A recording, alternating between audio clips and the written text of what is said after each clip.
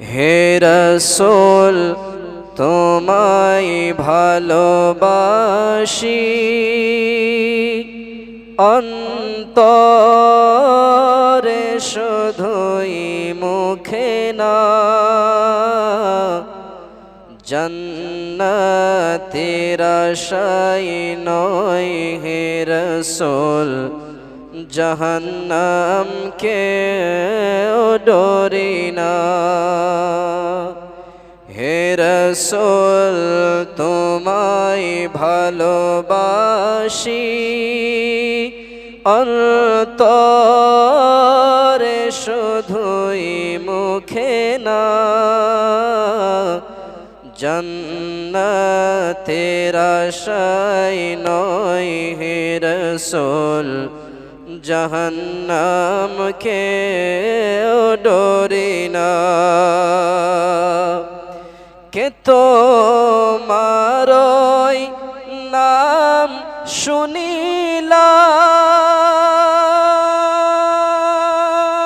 শুনিলাম, দুই চোখে দেখলাম না, তো মারই নাম শুনিলাম, দুই চোখে দেখলাম না। এই সুর যদি শুনে থাকো একবার দেখা দাও না। এই সুর যদি শুনে থাকো আর দূরে থাকিও না। হে রাসূল তোমায় ভালোবাসি অন্তরে শুধুই মুখে না, জান্নাতের আশায় নয় হে রাসূল, জাহান্নামকে ডরি না। কে তোমায় পাওয়ার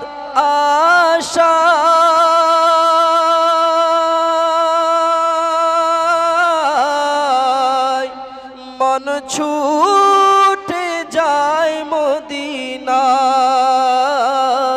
তো মায় পাওয়ার আশায় মন ছুটে যায় মদিনায়। এ আশিকের দিদার দাও না, আর দূরে রাখিও না। হে রাসূল তোমায় ভালোবাসি অন্তরে শুধুই মুখে না, জান্নাতের আশায় নয় হে রাসূল, জাহান্নামকে ডরি না। আল্লাহুম্মা সাল্লি আলা মাওলানা মুহাম্মদ ওয়া আলা আলি মাওলানা মুহাম্মদ সাল্লাল্লাহু তাআলা আলাইহি ওয়াসাল্লাম।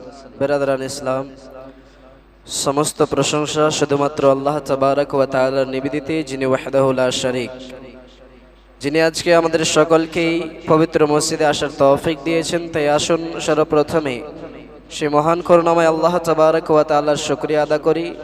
সকলে উচ্চস্বরে বলুন আলহামদুলিল্লাহি রাব্বিল আলামিন। তারপরে তিনার পরম বন্ধু আখির নবী মুহাম্মদ মুস্তাফা সাল্লাল্লাহু তাআলা আলাইহি ওয়াসাল্লামের প্রতি সহস্র কোটিবার দরুদ শরীফের ডালি অর্পিত হোক, বর্ষিত হোক। সকলে বলুন আল্লাহুম্মা আমিন। বিরাদরান ইসলাম, আজকে যে আয়াতে কারিমা তেলাওয়াত করার সৌভাগ্য অর্জন করেছি, আল্লাহ তাবারক ওয়া তাআলা সূরা বাকারা আয়াত নং 254 মধ্যে ঘোষণা করে বলছেন, ইয়া আইয়ুহাল্লাযীনা আমানু আনফিকু মিম্মা রাযাকনাকুম মিন ক্বাবলি আন ইয়াতিয়া ইয়াউমুল লা বাইউন ফীহি ওয়ালা খুল্লাহ। আল্লাহ তাবারক ওয়া তাআলা এই আয়াতের মধ্যে ঘোষণা করে বলছেন, হে ঈমানদার বিশ্বাসী বান্দারা, তোমরা আমার দেওয়া রোজি থেকে, আমার দেওয়া রিজক থেকে, আল্লাহ তাআলা বলছেন আমার দেওয়া রিজক থেকে তোমরা আল্লাহর রাস্তায় খরচ করো। জোরে বলেন সুবহানাল্লাহ। আল্লাহ তাআলা কি বললেন? বান্দারা, এই ঈমানদারেরা, আমি যে তোমাদেরকে রোজি দিয়েছি তার থেকেই তোমরা আমার রাস্তায় খরচ করো। এবার কেন আল্লাহ তাআলা এই কথা বলছেন? তারপরে পরে বলছেন যে ওই দিন আসার পূর্বেই করো, তোমার ইচ্ছা মতো নয়। ওই দিন আসার পূর্বেই করো যেই দিন আর কোনো বেচা কেনা হবে না। এবার ওই দিন থেকে কি মুরাদ? ওই দিন থেকে মুরাদ হলো কিয়ামতের দিবস, কিয়ামতের নিশানি। এবার আল্লাহ তাবারক ওয়া তাআলা আমাদেরকে কোরআন শরীফের মধ্যে আল্লাহর রাস্তায় খরচ করার কথা বললেন। বাবাজিরা আমার, আসুন আজকে একটু বোঝাই যে কিরূপ আমাদের নফসকে শয়তান নিয়ন্ত্রণ করে আর কিরূপ আমাদেরকে ওয়াসওয়াসা দেয় বর্তমান সময়ে। আলহামদুলিল্লাহ, আমরা সকলে অবগত আছি যে কোরবানির দিনগুলি চলছে। গতকাল আমরা কোরবানি করেছি, আজকেও কেউ কেউ কোরবানি করেছেন, আর আগামীকাল লাস্ট দিন রয়েছে, আগামীকালকেও হয়তো কেউ করবেন। এই যে গত কিছুদিন পূর্বে একটা আইন পাশ হলো, অনেকেই তার পূর্বে গরু ক্রয় করে নিয়েছিলেন, নেওয়ার পরে নিজের বাড়িতে অত টাকা নেই। উদাহরণ দিচ্ছি, মনে করুন নিজের বাড়িতে অত টাকা নেই, আর এমনটা হয়েছে অনেক জনের সঙ্গে, এমনটা হয়েছে বেশি টাকা নেই, কিছু টাকা আছে। চিন্তা করছেন যদি আমি একটা বকরি, ছাগল, খাসি ক্রয় করে নিই তবে আমার টাকা অর্থাৎ পুঁজি আমার আর থাকবে না, শেষ হয়ে যাবে, আমার চিন্তা। তো এবার শয়তান আমাদেরকে এই জায়গায় ওয়াসওয়াসা দিয়েছে, অনেককেই দিয়েছে যে দেখো তোমার কাছে শুধুমাত্র 10,000 টাকাই আছে, তুমি এই টাকা দিয়ে কুরবানি করার জন্য পশু কিনে নেবা, তোমার কাছে টাকাই থাকবে না। তো আমাদেরকে অনেকজনকেই শয়তান এই ওয়াসওয়াসাটা দিয়েছে। অথচ আল্লাহ তাআলা কোরআনের মধ্যে বলছেন, দেখো আমি যেইগুলি তোমাদেরকে দিয়েছি তার থেকেই তোমরা আমার রাস্তায় খরচ করো। তো এবার বলুন, আল্লাহ তাআলাই তো আমাদেরকে সবকিছু দিয়েছে, আমাদের জীবনটা পর্যন্ত আল্লাহ তাআলাই দিয়েছে, আমাদের প্রত্যেকটা দিন, প্রত্যেকটা মুহূর্ত, প্রত্যেকটা সেকেন্ড আল্লাহ তাআলাই দিয়েছেন। কিন্তু আমরা চিন্তা কি করলাম যে আমরা আগামী কয়েকদিন কিভাবে চলবো তার জন্য আমার কাছে থাকবে না, যার কারণে আমি কোরবানি দেব না। এমনটা অনেকজনের সঙ্গে হয়েছে। এই জায়গায় আজকে যে কথাগুলি আমি বলছি বড় দায়িত্ব নিয়ে বলছি। দেখুন, কোরবানি করা হলো ওয়াজিব, যার উপরে ওয়াজিব হয়েছে, যে মালিকে নিসাব তার উপরে ওয়াজিব। আর এটা ওয়াজিব, এমন একটা ওয়াজিব যে আপনি এই বছর ছেড়ে দিলেন অথবা গত বছর আপনি ছেড়েছেন, তো এটা আপনার কাজাই থেকে গেল, আদা করতেই হবে। ক্ষমা নেই যতক্ষণ পর্যন্ত মৃত্যু না হয়ে যায়, আপনার ক্ষমা নেই, এটা আদা করতে হবে। যেই রূপ নামাজের মধ্যে আমরা 5 ওয়াক্তের ফরজ নামাজ কাজা আদা করি, সুন্নত নামাজগুলি আমরা কাজা পড়ি না, সেগুলি মাফ আছে, ছাড় আছে। কিন্তু ঈশান নামাজের পরে শেষে যে 3 রাকাতের উইত্রের নামাজ আছে, সেই নামাজটা ওয়াজিব, সেটারও কাজা আদা করতে হয়। তো সেই রূপ এই যে কুরবানি যাদের যাদের উপরে ওয়াজিব হয়েছে, যদি কেউ এইবার কুরবানি না করে তাকে আদা করতেই হবে। এবার উদাহরণস্বরূপ মনে করেন যে আপনার উপরে কোরবানি ওয়াজিব, আমার উপরে কোরবানি ওয়াজিব হয়েছে, আমি এই বছর করলাম না কোনো কারণে। এবার আমি কোরবানিটা আদা কিভাবে করব? আগামীবার যদি আমি কোরবানি করতে যাই তবে তো সেইবারও আমার উপরে কোরবানি ওয়াজিবই থাকলো, সেই সময় তো আমাকে কোরবানি করতেই হচ্ছে। তো সেই সময় যেহেতু কোরবানি করতেই হচ্ছে, তো এই বছর এটা কখন আদা করব? একটা প্রশ্ন জাগবে যে কেমন করে আদা করব। হয়তো কারো গত মনে করেন 10 বছর থেকে ছেড়ে দিয়েছেন, জানতেন না যে আমার উপরে ওয়াজিব হয়েছে। উদাহরণস্বরূপ দিচ্ছি, আপনার নামে 4 বিঘা জমি আছে 4 বিঘা, উদাহরণ মনে করেন 4 বিঘা জমি আছে, আর আপনার কাছে 1 লক্ষ টাকা ক্যাশ আছে। 4 বিঘা জমি আগের থেকেই আছে, 1 লক্ষ টাকা ক্যাশ পরবর্তীতে হয়েছে, যার কারণে আপনি বলছেন এখন আমার উপরে ওয়াজিব হয়েছে। কিন্তু 4 বিঘা জমির দাম দেখতে হবে আমাদেরকে। সর্বপ্রথম বলেছে যে যদি আপনার উপরে কুরবানি ওয়াজিব হয়, কুরবানির জন্য জমিনও শামিল হয়। বলেছে এটার জন্য যে মনে করেন কারো নামে 4 বিঘা জমি আছে, এবার 2 বিঘা জমির ফসল দিয়ে তার পুরো বছরের খাওয়া দাওয়া হয়ে যায়। পুরো বছর একজন মানুষের মনে করেন আপনার বাড়ির মানুষের পুরো বছরের খাওয়া দাওয়ার জন্য যে ফসলটা আপনি জমিতে উগান, যে ফসলটা হয় জমিতে, সেই ফসলটা আপনার পুরো বছরের জন্য খাওয়া দাওয়া হয়ে যায় 2 বিঘার জমিতে, অথবা 3 বিঘা জমিতে আপনার হয়ে যায়। এবার বাকি থাকলো 1 বিঘা জমি। 4 বিঘা যদি জমি থাকে তবে 1 বিঘা জমি। তো এবার দেখতে হবে সেই 1 বিঘা জমির দাম কত।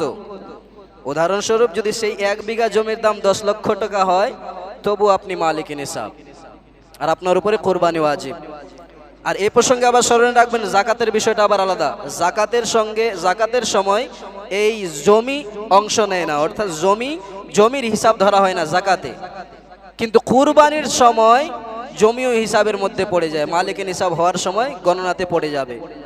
তো এবার মনে করেন আপনার নামে জমি আছে আগের থেকেই, আপনি যখন থেকে বালেগ হয়েছেন তারপর থেকে আপনি জানতেন যে আমার নামে জমি আছে, কিন্তু আপনি দেখছেন যে আমার কাছে টাকা নেই, ব্যবসা করি না, তো আমার উপরে ওয়াজিবও নেই। এই ধরনের আমাদের সোচ, আমরা ভেবেছি যে টাকা তো নেই, ব্যবসাও তো করি না, তো আমার উপরে কোরবানি ওয়াজিব নেই, এই ধরনের ধারণা ছিল। কিন্তু এটা স্মরণে রাখুন, যতদিন থেকে আপনার নামে জমিটা আছে আর আপনি বালেগ হয়েছেন ততদিন থেকে আপনার উপরে কোরবানি ওয়াজিব। তো এবার মনে করেন গত 12 বছর, 10 বছর, 5 বছর, কেউ হয়তো 4 বছর থেকে কোরবানি ছেড়েছেন, তো এবার সেগুলো আদা করতে হবে। কোরবানি করা কি ওয়াজিব, এটা যদি ছুটে যায় কাজা আদা করতে হবে।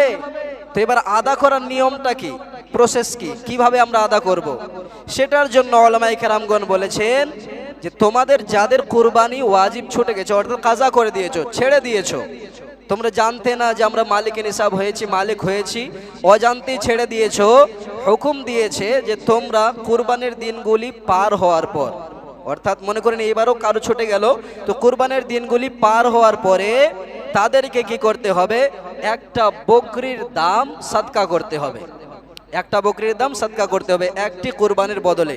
এবার বকরি থেকে কেউ আবার মনে করবেন না যে খাসি দিতে হবে, খাসির দাম দিতে হবে, এমন কোনো বিষয় নয়, আপনি পাঠির দামটাও দিতে পারেন। পাঠির দাম কত হবে, 5000 6000, তো একটার বদলে 5000 6000 দিতে হবে। এমনিতেও এখন সাধারণ বিষয়, সাধারণত ভাবে আমরা যখন গরুতে অংশগ্রহণ নিতে যাই মিনিমাম লেগেই যায় 5-7 হাজার টাকা, 6 হাজার টাকা লেগেই যায় একটা ভাগের জন্য। তো মনে করেন সেই টাকাটাই আপনাকে সাদকা করতে হবে একটা কোরবানির বদলে। এই যে বর্তমান সিচুয়েশন চলছে, অনেকজন হয়তো নিজের বাড়িতে টাকা না থাকার কারণে যারা গরুতে অংশগ্রহণ করেছিলেন, নেওয়ার পরে নিয়েছেন গরু, এখন সরকার থেকে নিষেধাজ্ঞা করে দিয়েছে, নিষেধ করে দিয়েছে, যার কারণে কোরবানি করতে পারলেন না। এবার তারা কি করবেন? সর্বপ্রথম হুকুম তো এখনো পর্যন্ত কোরবানি করার জন্য 3টা দিন, কি, একটা 10 জিলহজ, একটা 11 জিলহজ, আর একটা হলো 12 জিলহজ। এবার 10 জিলহজ সকাল থেকে সময় শুরু, অর্থাৎ যেই সময় থেকে ফজরের সময় আরম্ভ হয়, এটা গ্রামের জন্য। শহরের জন্য সময় হলো নামাজ হলো তারপরে, অর্থাৎ ঈদের নামাজ হয়ে গেল জামাতের সঙ্গে, তারপর থেকে কোরবানির সময় আরম্ভ। তো এবার মনে করেন 10 জিলহজ, অর্থাৎ গতকাল যে দিনটা গেছে আমাদের কাছ থেকে বৃহস্পতিবারের দিন, সেটা দিন ছিল, তার সঙ্গে 11 জিলহজ অর্থাৎ আজকের দিন শুক্রবারের দিন, আর 12 জিলহজ হলো আগামীকাল শনিবারের দিন। শনিবারের দিন সূর্যাস্ত যাওয়ার পূর্বে পর্যন্ত কোরবানি করতে হবে। যদি কারো কোরবানি ছুটে গিয়েছে, অথবা মনে করেন আপনার কাছে আপনি গরু ক্রয় করে নিয়েছেন, আর এখন আপনার কাছে টাকা আছে, গরু করা যেহেতু নিষেধ, তো গরু করার হুকুম তো দেব না।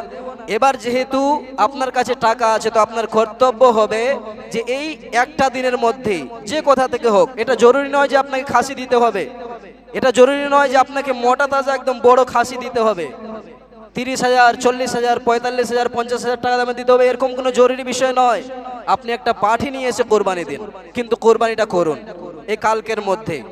আর মনে করেন যে আপনার কাছে এখন অত টাকা নেই, আর গরুটাও আপনি কোনো কারণে করতে পারছেন না, তো এবার যদি না করতে পারেন গরুটা, তবে তার জন্য হুকুম হবে যে আগামী দিনগুলি, যখন কোরবানির দিনগুলি পার হয়ে যাবে, তখন যেমন করে হোক সেই গরুটাকে বিক্রি করে দেবেন, বিক্রি করার পরে সেই টাকাটাকে সাদকা করে দেবেন, কোরবানি আদা হয়ে যাবে। বোঝা গেল মাসলা? এবার তার সঙ্গে আরেকটা প্রশ্ন বারে বারে আমার কাছে আসছে যে রাত্রেবেলা আমরা কোরবানি করতে পারবো কিনা। এ বিষয়ে অবগত থাকবেন যে কয়েকটি পুস্তকে লেখা হয়েছে যে রাত্রেবেলা কোরবানি করা যাবে, কোনো রকমের কোনো অসুবিধা নেই, হয়ে যাবে। কিন্তু এক দুইটা পুস্তকের মধ্যে লেখা আছে যে রাত্রেবেলা কোরবানি করা হলো মাকরুহে তানজিহ। মাকরুহে তানজিহ অর্থাৎ অপছন্দনীয় কাজ, কিন্তু কোরবানি হয়ে যাবে।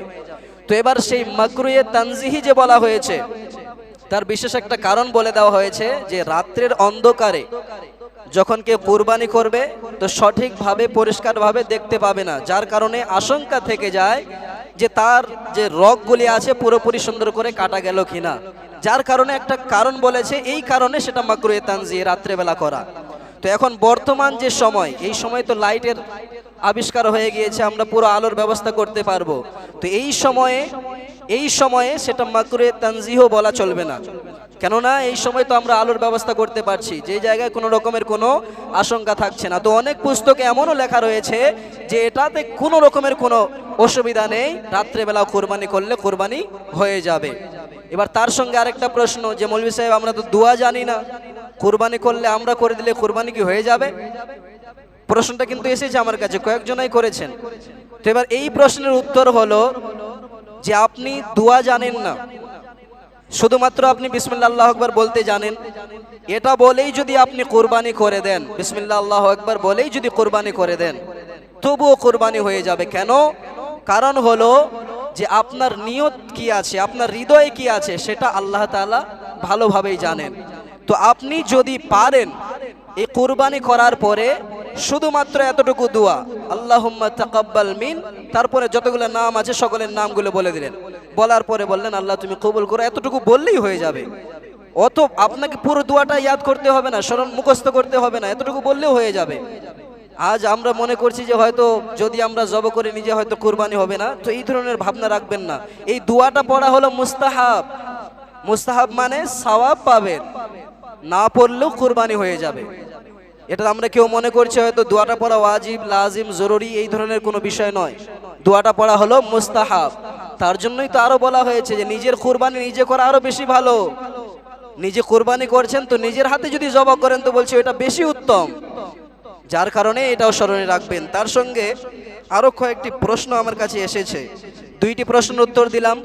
প্রথম যে যার যার কোরবানি ছুটে গিয়েছে অর্থাৎ করতে পারেননি, এই আগামী কালকের মধ্যেই যদি আপনার সামর্থ্য হয়, টাকা পয়সা হয়, একটা পাঠি হলেও ক্রয় করে নিয়ে আসেন, নিয়ে আসার পরে কোরবানি করুন, কোরবানি করুন, যার উপরে ওয়াজিব হয়েছে অবশ্যই করুন। আর দ্বিতীয় একটা প্রশ্নের উত্তর দিলাম যে রাত্রেবেলা কোরবানি করতে পারবো কিনা। তার সঙ্গে আমার কাছে আরো একটা প্রশ্ন এসেছে যে তাকবীরে তাশরিক পড়া কি?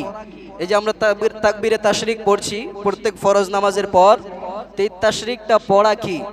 এটা পড়া হলো ওয়াজিব, একবার উচ্চ স্বরে, প্রত্যেক ফরজ নামাজের পরে উচ্চ স্বরে পড়া, জোরে পড়া, এটা হলো ওয়াজিব, একবার পড়া। আর তিনবার পড়া হলো মুস্তাহাব। তিনবার পড়লে কি হবে? এক তো ওয়াজিব আদা হয়ে গেল, তার সঙ্গে এক্সট্রা আরো সওয়াবও পেয়ে গেলেন, মুস্তাহাবও আদা হয়ে গেল। যদি একবার পড়েন তবুও হয়ে যাবে। আর এটা কতদিন পর্যন্ত পড়তে হয়? এটা পড়তে হয়, আরম্ভ করেছি আমরা 9 জিলহজ্জের ফজরের সময় থেকে। সকলে অবগতই আছেন যে বুধবার ফজরের সময় থেকে আমরা আরম্ভ করেছি, আর এটা শেষ হবে 13 জিলহজ্জের আসরের সময়। 13 জিলহজ অর্থাৎ আগামী রবিবার আসরের সময় এটা শেষ হবে। যিনারাই নামাজ পড়ছেন অবশ্যই অবশ্যই ফরজ নামাজের পরে একবার হলে উচ্চস্বরে পড়বেন। একবার উচ্চস্বরে পড়া হলো ওয়াজিব, আর তিনবার পড়া হলো মুস্তাহাব। তার সঙ্গে সঙ্গে প্রশ্ন যে কুরবানি কতদিন ধরে করা যায়? এটা অলরেডি বলেই দিলাম যে কুরবানি 3 দিন ধরে করা যায়। প্রথমত 10 জিলহজ, দ্বিতীয় নম্বর 11 জিলহজ, আর 12 জিলহজ, এই 3 দিন ধরে কুরবানি করা যায়। এটা বলা হয়েছে যে প্রথম দিনেই করাটা হলো উত্তম, ভালো বলা হয়েছে, কিন্তু এমন বিষয় নয় যে লাস্টের দিনে করলে হবেই না কিংবা সওয়াবে অনেক কমে চলে আসবে, এমন কোনো বিষয় না। লাস্টের দিন পর্যন্ত অর্থাৎ আগামীকাল যে দিন আমাদের নিকটে আসছে, কালকে পর্যন্ত আপনারা করতে পারেন। কালকে আসরের পর অর্থাৎ সূর্যাস্ত যাওয়ার পূর্বে পর্যন্ত আপনারা কোরবানি করতে পারেন, কোরবানি নিঃসন্দেহে হয়ে যাবে। রাত্রেবেলাও করতে পারেন। তার সঙ্গে আর একটা প্রশ্ন যে কোরবানি মাংস ফ্রিজে রাখা যাবে কিনা? দেখুন, সর্বপ্রথমে তো হুকুম বলবো যে এটা করা ভালো, কেননা যে কোরবানির মাংস হলো এমন একটা মাংস যে মুস্তাহাব বলা হয়েছে 3 ভাগে ভাগ করা। একটা ভাগ নিজের জন্য, একটা ভাগ আপনার আত্মীয় স্বজন, আর একটা ভাগ ফকির মিসকিনদের জন্য। যদি কেউ চায় যে না আমার বাড়িতে অনেক মানুষ রয়েছে, কিংবা আমার বাড়িতে এত মানুষ রয়েছে, যদি আমি অন্য কাউকে দেই তো আমাদের মধ্যেই কম পড়ে যাবে, তবে সে নিজের বাড়িতে রাখতে পারে। এটা বন্টন করাটা বললাম কি মুস্তাহাব। এবার যদি কেউ বলে যে ফ্রিজে রাখতে পারবো কিনা, রাখার পরে অনেক দিন ধরে খেতে পারবো কিনা, এটাও জায়েজ রয়েছে। অনেক দিন রেখে আপনি খেতে পারেন। ফ্রিজে রেখে আপনি যদি চান যে আমি অনেক দিন ধরে রেখে খাবো, আমার বাড়িতে মানুষ আছে, ইচ্ছা আছে, তো এটা বলবো রাখা জায়েজ আছে, খাওয়াও জায়েজ আছে। কিন্তু যদি আপনি সেই মাংসটাকে যারা কোরবানি করেনি তাদের পর্যন্ত পৌঁছাতে পারেন, এটা বেশি ভালো হয়, তাদের জন্য একটা খুশি চলে আসে।